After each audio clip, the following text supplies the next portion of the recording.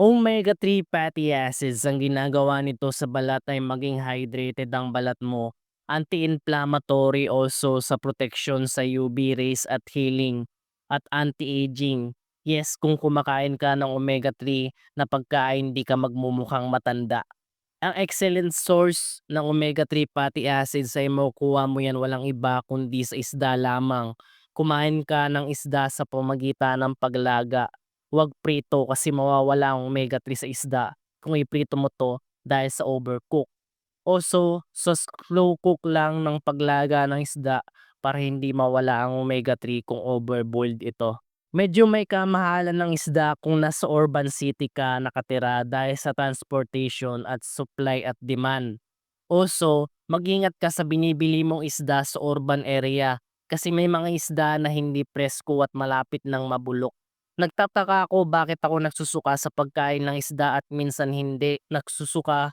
Ang rason pala ay dahil sa freshness ng isda. Nag-research ako ba't ako nagsusuka sa isda ay dahil pala hindi presko ang isda. Kung di presko, malangsa. At ang malangsa, nagpapasuka sa akin. Kaya piliin mo ang preskong isda sa palengke. Huwag kang maniwala na preskong isda sabi ng tindera. Tingnan mo sa mata ng isda. Kung mapula, diyan presko. Kasi karamihan ng mga nagtitinda ng isda, sinasabing presko ang isda nila para lang makabenta at kumita. Walang paki sa'yo kung nakakasama sa'yo, basta lang kumita. I recommend na bumili ka ng canned sardines para makatipid ka. Huwag kang bibili ng sardinas na sauce na pula kasi madami ang preservatives. Makakasama yan sa balat, ayaw natin yon. Ang piliin mo na sardinas ay may natural preservatives, asin lang at tubig tulad ng mackerel sardines, at natural na preservatives tulad ng olive oil at asin tulad ng Spanish sardines.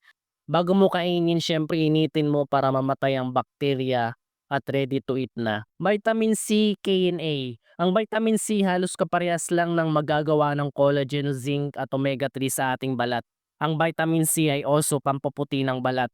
Vitamin K pangpawala ito sa maga ng balat at vitamin A pangpawala ng wrinkles at dark spots. Ang kakainin mo na pagkain dito na kumpleto lahat ng tatlong vitamins na ito, C, K and A, ang pagkain na yun ay cucumber. Kumain ka ng cucumber 1 per day bilang snack mo. Kung kakain ka ng cucumber katumbas na ito na nag-apply ka ng retinol sa balat, mas mapapamura ka pa kaysa kung bibili ka ng retinol may kamahalan dito sa Pilipinas. Kasi ang retinol may formula ng vitamin C, K and A. Ang bukod pa sa cucumber na kainin mo ay ang apple. Kung ayaw mo ng cucumber, kapares lang sila ng vitamin C, K and A.